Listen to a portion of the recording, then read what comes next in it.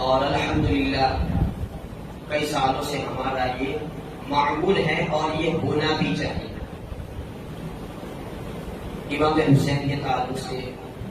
ذکر شہدائے کربلا کے تعلق سے، اہل بیت اطہار کی بارگاہ میں خراج عقیدت پیش کرنے کی نیت سے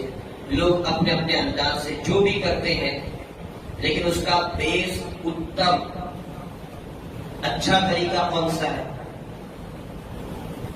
ہر جائز طریقے کو جو اہل بیت کی محبت میں آپ اپناتے ہیں، ان کی بارگاہ میں خراج عقیدت پیش کرتے ہیں، کوئی آپ کو روکے گا نہیں۔ کہیں پر امام حسین کے نام پر نذر و نیاز کا اہتمام کیا جاتا ہے، کہیں پر سبیلیں لگتی ہے، کہیں پر لوگ لنگر لٹاتے ہیں، کہیں پر یاسین شریف کا ختم ہوتا ہے، کہیں پر ایسی ذکر شہدائے کربلا کے نام پر محفلیں ہوتی ہیں۔ امام حسین کے نام سے منسلک جتنے بھی جائز امور ہے شریعت کی پابندی کے ساتھ آپ کریں گے، اس میں آپ کو ضرور ثواب ملے گا، نہ کوئی عالم آپ کو روکے گا، کیونکہ شریعت کی طرف سے ممنوع ہے ہی نہیں۔ لیکن بہتر طریقہ کیا ہے؟ تو سب سے بہتر طریقہ یہی ہے کہ آپ ان کربلا والوں کی ایسی محفلیں سجائے جس میں ذکر شہدائے کربلا ہو۔ یاسین شریف پڑھنا یہ بہت اچھی چیز ہے، کیونکہ یاسین ثواب ملے گا، ان کو ایصال ثواب کیا جائے گا، یہ بھی بہت اچھی چیز ہے، اور دوسری نذر و نیاز وغیرہ جو بھی ہے۔ لیکن اگر ہم نے بس یاسین پر اکتفا کر لیا اور ہم نے اہل بیت کے ذکر کو ضروری نہیں سمجھا کہ ہم تو برسوں سے سنتے چلے آ رہے ہیں، حالانکہ جب شہداء کا ذکر ہوتا ہے تو وہی واقعات بار بار ہر سال ریپیٹ ہوتے ہیں، انہیں انداز میں اس کو بیان کیا جاتا ہے۔ اس بات کو لے کر اگر ہم نے امام کے ذکر کو، کربلا والوں کے ذکر کو بند کر دیا تو ایک وقت ایسا آئے گا کہ یہ ہماری نئی جنریشن ہے، یہ آنے والی نسل ہے، ان کو پتا بھی نہیں ہوگا کون ہے امام حسین، کون ہے کربلا والے، کون ہے زین العابدین، کون ہے وہ رسول اعظم کے خاندان والے جنہوں نے کربلا کے میدان میں بھوکے پیاسے رہ کر ہم گنہگار امتیوں کے خاطر اپنے خاندان کو لٹایا، اپنے ننھے بچوں کو لٹایا ہے، اور یہ بات دیگر اپنے نوجوانوں کو، اپنے بچوں کو، اپنے خاندان کو، اور ماننے والے جو امام حسین کے رفیقان تھے سب کو آپ نے قربان کر دیا۔ یہ باتیں ان کو کیسے پتا چلے گی؟ اسی لیے ضروری ہے اگر آپ یاسین شریف رکھتے ہیں بڑی اچھی چیز ہے، لیکن ساتھ ہی ساتھ مختصر ذکر شہدائے کربلا بھی ہو جائے تاکہ معلوم ہو جائے، ہمارے بچے جان جائے یہ اہل بیت یہ کوئی معمولی خاندان نہیں ہے، یہ کربلا والے ان کا ذکر ایسے نہیں ہوتا ہے،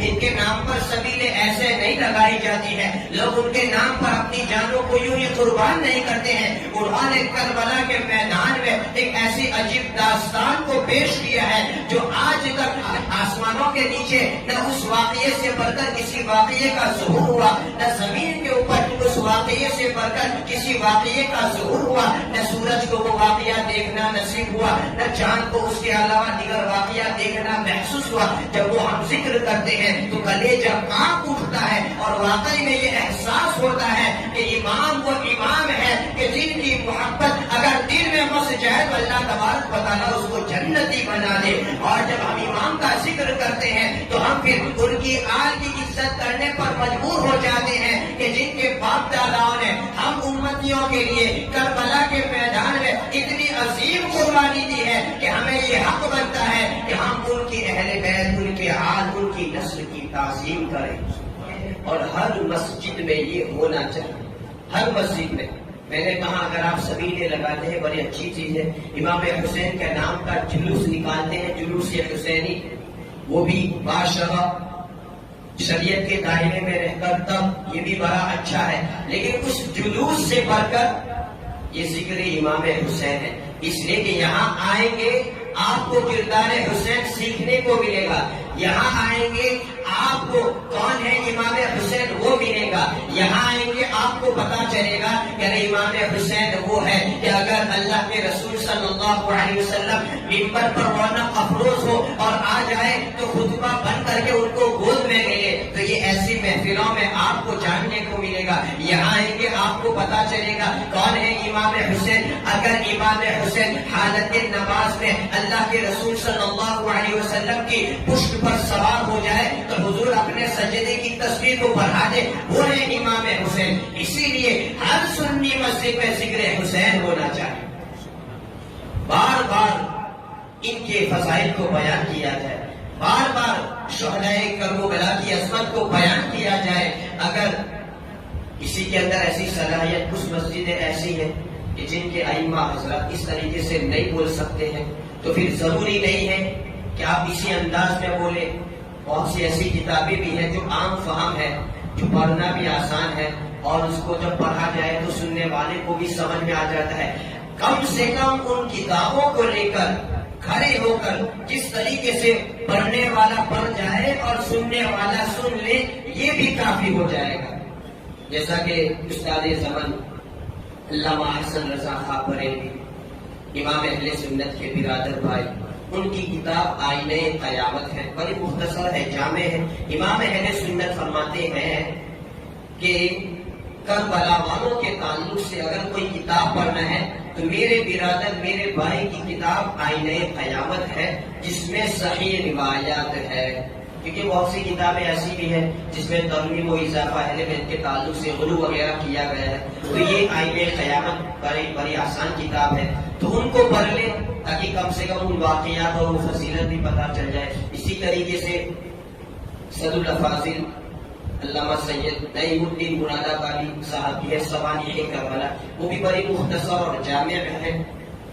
اس کتاب کو پڑھ کر سنا دیا جائے، کافی حد تک اس میں